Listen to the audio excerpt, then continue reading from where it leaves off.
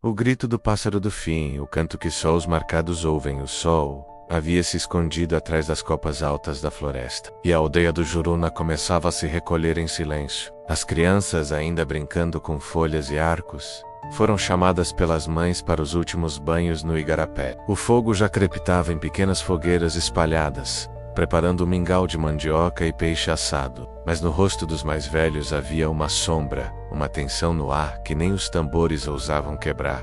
Era noite de lua nova, e em noites como essa, ninguém saía da oca. Menos Iaco.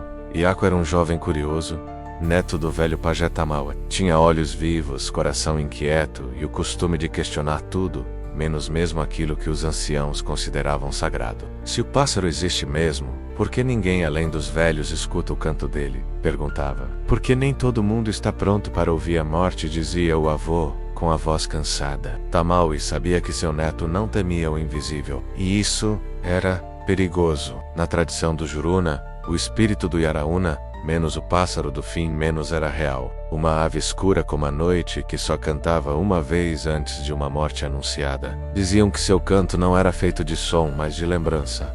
Quem o ouvia não esquecia jamais. E sabia, alguém próximo estava prestes a partir.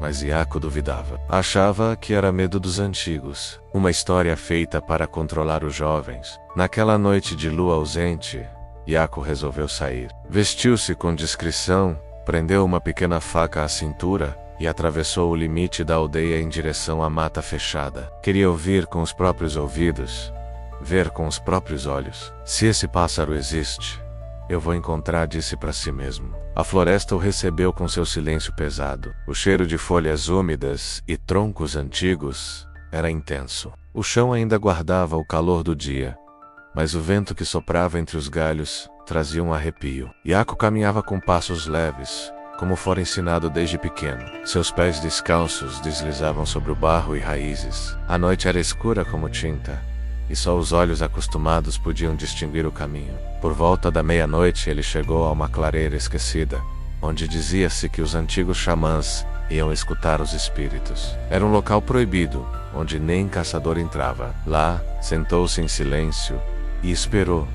Esperou por horas, até que veio o som. Não foi um canto, não foi um grito. Foi como se a floresta toda tivesse prendido a respiração. E no meio do silêncio, um estalo seco no alto de uma árvore. Iaco olhou para cima e viu a silhueta de um pássaro enorme, negro como breu, olhos que refletiam a pouca luz, como carvões acesos. As penas pareciam vibrar no ar, como se fossem feitas de fumaça. E então, ele escutou. Não foi som de bicho. Foi Yamjameda, um lamento que atravessava os ossos e gelava a alma. Iaco não conseguia se mover, as pernas paralisadas, o ar sumido dos pulmões. E quando o canto terminou, o pássaro voou sem bater as asas. Sumiu no céu, como se nunca tivesse estado ali. Iaco voltou para a aldeia cambaleando. Pálido, os olhos fundos, o corpo suando frio. Foi encontrado pelo tio perto do terreiro, murmurando coisas sem sentido. Quando voltou a si, a primeira coisa que disse foi: "Ele cantou para mim." O velho Tamaui sentou-se à beira da rede do neto, segurou sua mão e falou: "Com pesar, alguém próximo de ti vai partir." O Yaraúna não erra, mas Iaco não quis acreditar. Mesmo abalado, dizia para si mesmo que era só imaginação, que era o medo tomando forma. Até que no dia seguinte, sua irmã mais nova, Akuri, caiu doente. Uma febre repentina, alta, ardente que nem erva nem reza conseguiam baixar. E foi aí que Iaco entendeu. O canto não era para ele, era o aviso, e a morte já estava no caminho.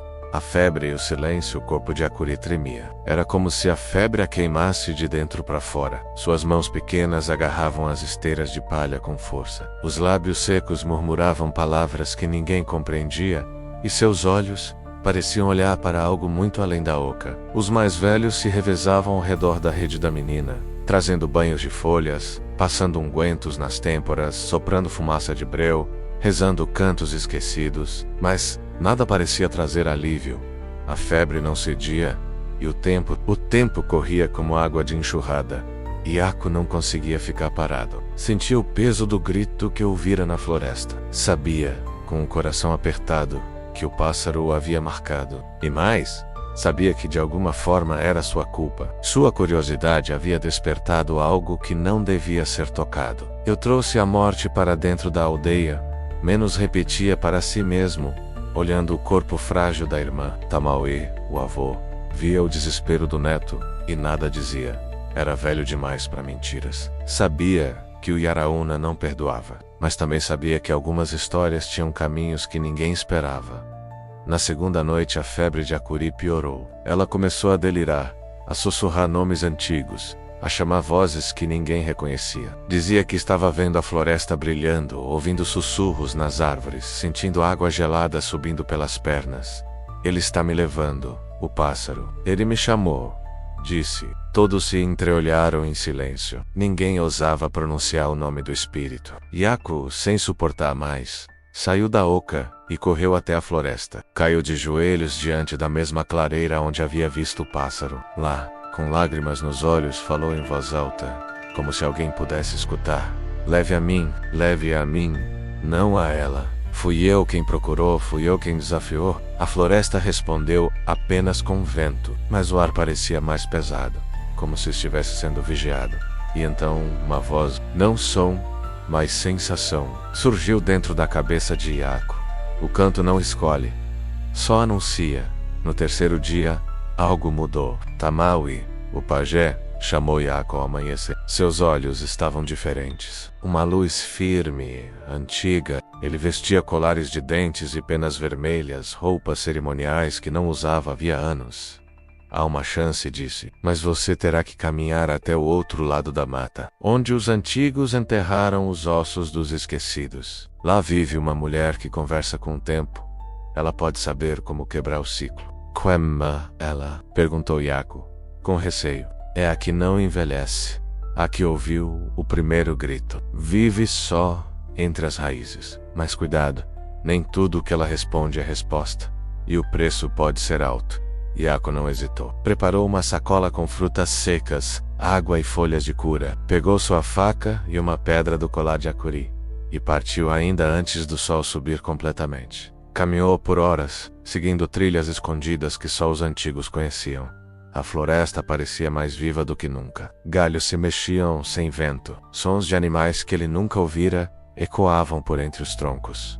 Borboletas negras o seguiam. E então, ao fim da tarde, ele encontrou, sentada entre raízes grossas, como se a mata tivesse parido. Seu rosto era velho e novo ao mesmo tempo. Olhos brancos como cal, sem pupilas, cabelos longos e cinzentos. E um colar, feito com penas negras, penas do próprio Yaraúna. Ela não disse seu nome, nem perguntou o dele. Apenas falou. O grito já ecoou. Mas nem todo fim precisa ser queda. Yaku caiu de joelhos, suplicando. Me ensine a salvar minha irmã. Diga o que fazer. A mulher se calou por um momento. Depois disse. O pássaro canta por equilíbrio. Uma vida deve ser entregue, para que outra continue. Mas quem oferece, precisa saber o que carrega. Ela então lhe entregou um pequeno cacho de penas negras trançadas com fios vermelhos. Coloque isso no peito de quem ouve o chamado. Mas, saiba, se você tentar enganar o espírito, ele levará os dois. Ayako sentiu, agradeceu e partiu correndo, com o coração cheio de medo menos. Quando voltou à aldeia, Acuri ainda respirava menos fraco, mais viva. A febre não havia cedido, mas seus olhos ainda tremiam. Yaku se ajoelhou ao lado da rede e colocou o amuleto de penas sobre o coração da irmã. Ele não vai te levar, sussurrou. Naquela noite, ninguém dormiu. Esperaram o grito. Esperaram a escolha. E no meio da madrugada, ele veio. Um som seco, raspado como o ar sendo rasgado pela lembrança. Mas ninguém soube dizer de onde veio, nem para quem era. Ao amanhecer, Acuri acordou. Fraca sim, mas viva. Olhou para o irmão e sorriu. Ele foi embora. Mas lá fora, bem distante na floresta, alguém encontrou uma pena negra presa numa árvore. E ali perto, pegadas descalças desapareceram na lama. A sombra que ficou para trás, Acuri, estava viva, mas algo nela havia mudado. Mesmo depois que a febre passou, sua voz voltou baixa, arrastada.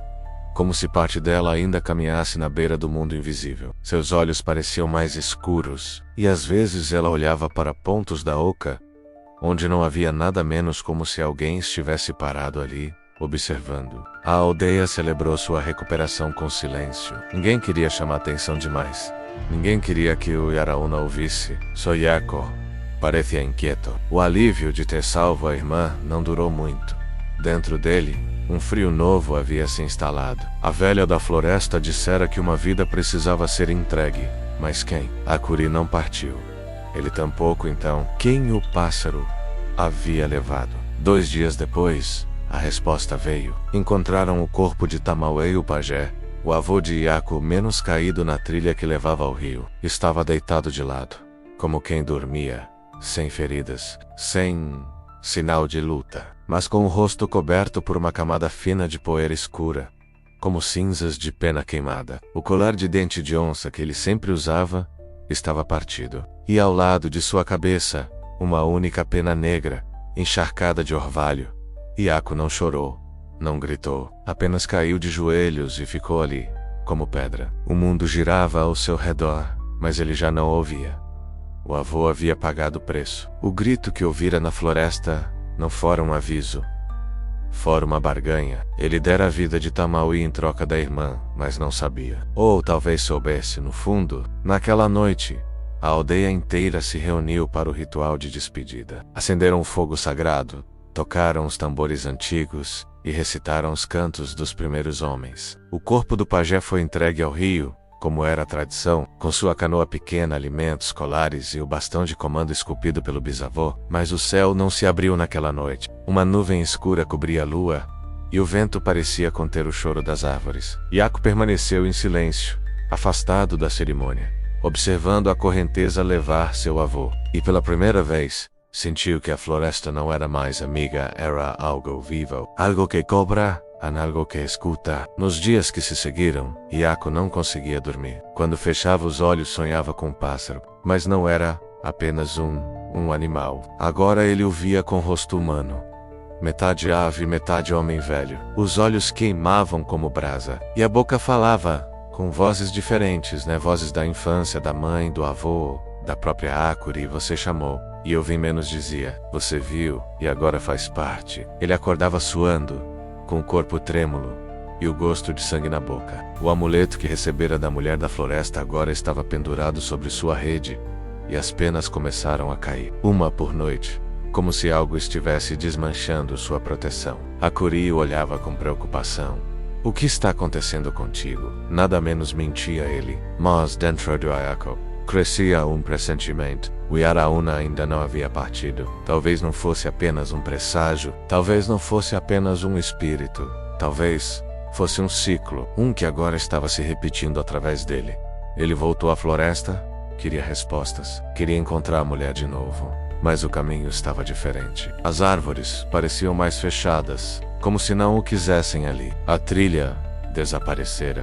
Passou horas andando em círculos. Ouviu sussurros, viu sombras correndo entre os troncos, e por fim, caiu de joelhos diante da mesma clareira da primeira vez. Mas ela não estava lá. Em vez disso, encontrou algo pendurado numa árvore baixa, um espelho de barro, antigo, rachado. Dentro dele refletia-se a imagem do próprio Iaco, mas com olhos negros e penas brotando do pescoço. E abaixo do espelho, escrito com cinzas: toda vez que alguém escuta, um novo canto nasce. Ele correu desesperado, como se fugisse de si mesmo. Quando voltou à aldeia, Akuri o esperava. Ela o abraçou, sem perguntar nada. Mas no fundo dos olhos dela, havia pena, como se soubesse. Naquela noite, Iaco acendeu o fogo sozinho e sentou diante das brasas. Fechou os olhos e escutou, não o canto, mas o silêncio que vem antes dele, aquele instante em que o mundo prende a respiração. E tudo está prestes a mudar. A linhagem do eco, o silêncio queimava. Era mais pesado que o som do próprio grito do pássaro. Era como se o mundo todo tivesse se recolhido. A floresta calou, os tambores calaram. Até o rio parecia ter parado seu curso. Iaco passava os dias em silêncio, em vigília. Comia pouco, dormia menos. O reflexo que vira no espelho da mata ainda o perseguia. O próprio rosto coberto de penas, como se estivesse se tornando o que havia desafiado. Ele começou a escutar coisas, sons leves, abafados, parecidos com respirações.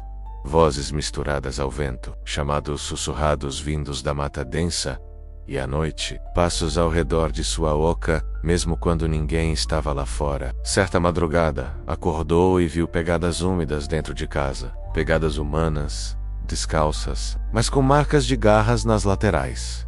A Curi começou a sentir também. Tem algo te rondando, disse ela com a voz fraca, como se a floresta não te quisesse mais longe, mas também não te quisesse de volta. Foi então que os anciãos da aldeia decidiram intervir.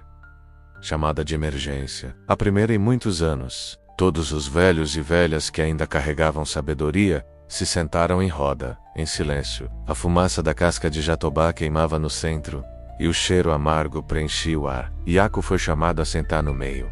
Os olhos dos anciãos o atravessavam, não com raiva, mas com algo pior, reconhecimento. Foi então que um dos mais antigos, o velho Kamari, falou: o pássaro não te escolheu por acaso. A linhagem do teu sangue conhece o canto. Yaku, confuso, perguntou: como assim? Kamari continuou: o espírito do Yaraúna não é apenas uma entidade. Ele é um ciclo, uma presença que atravessa gerações. Teu avô, Tamaui, não era apenas pajé. Ele era guardião do eco, o que escuta o primeiro sussurro antes que o grito venha. Ele sabia o que você era e o que você seria. O quê? A voz de Yaku tremia. Kamari então se levantou, com esforço, e entregou um objeto enrolado em pano antigo. Eio, disse Enrola. Era feito de osso, penas vermelhas e uma pedra preta, polida como espelho. No centro, havia um dente pequeno, pontudo, de aparência muito antiga. Este colar pertenceu ao primeiro homem que ouviu o pássaro. Dizem que foi ele quem selou o destino dos ouvintes. Desde então, uma pessoa de cada geração é marcada, não para morrer, mas para carregar o canto, tornar-se aquele que ouve e anuncia. Yaku sentiu o peso do colar como se fosse ferro. Não queria aquilo, não pedir aquilo.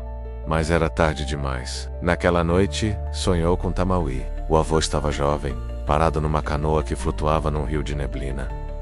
Agora você entende, disse ele. Eu não quero, gritou Yaku. Querer não importa. A floresta te chamou. E você respondeu. No sonho, o céu se abriu e o pássaro surgiu, maior do que qualquer árvore. Suas asas cobriam tudo, e em seus olhos, o reflexo do próprio Yaku. Ele acordou com o peito doendo, suado, e com um colar ao redor do pescoço. Ele não havia colocado, mas lá estava, apertado, firme. Nos dias seguintes, a aldeia começou a sentir as mudanças. Animais passavam mais longe. O som das aves sumiu. A mata parecia emudecida. Até o tempo começou a agir estranho, menos chuvas fora de época. Calor súbito, neblina espessa ao entardecer. É o ciclo mudando, disse Kamari. Quando um novo portador desperta, o mundo ao redor também sente. Yaku já não podia mais fugir. Agora via coisas que os outros não via. Sinais nos troncos, espelhos d'água que revelavam rostos antigos, vozes dos ancestrais. O tempo parecia dobrar ao seu redor. Dias passavam como horas. Às vezes ele esquecia em que mês estava. A Curi olhava para o irmão com saudade, como se ele já tivesse meio ausente, mesmo estando ali. Você está indo embora devagar, né? Ela perguntou. Estou indo para dentro, respondeu ele, com tristeza, mas vou voltar. E então veio a noite do eclipse. Era raro, e todos sabiam que era presságio. A aldeia inteira se trancou, mas Yaku foi até a clareira. Lá, viu o céu escurecer por completo. E o Yaraúna desceu, não com fúria, mas com a calma de quem reconhece um dos seus. As penas flutuavam no ar. O sol não foi um grito, foi um bissopro, como o primeiro som do mundo. Yaku estendeu os braços. O pássaro tocou sua testa com o bico e desapareceu. Na manhã seguinte, a floresta cantava, os pássaros voltaram. O ar era leve a Yaku já não estava na aldeia. Quando o grito ecoa de volta, Yaku havia sumido. Não deixou pegadas, não deixou palavras. Apenas o colar com um dente antigo, pendurado na entrada da oca do avô. Ao lado, uma pena negra, grande, reluzente, e um pequeno amuleto feito de cipó e palha, do tipo que se usa para proteger os ouvidos de quem escuta demais. A Curi foi a primeira a encontrar os objetos. Pegou a pena com cuidado e a colocou junto do altar de Tamaui. Depois sentou-se diante da fogueira apagada e chorou em silêncio. Sabia que o irmão ainda estava vivo, mas sabia também que ele já não era só Yaku. O tempo passou. A aldeia seguiu seus ciclos. Colheitas, cheias, partos, mortes. Mas uma coisa havia mudado. O povo começou a contar a história de um novo guardião. Aquele que tinha escutado o pássaro e não fugido. Aquele que, em vez de morrer, tinha escolhido carregar o eco. As crianças perguntavam: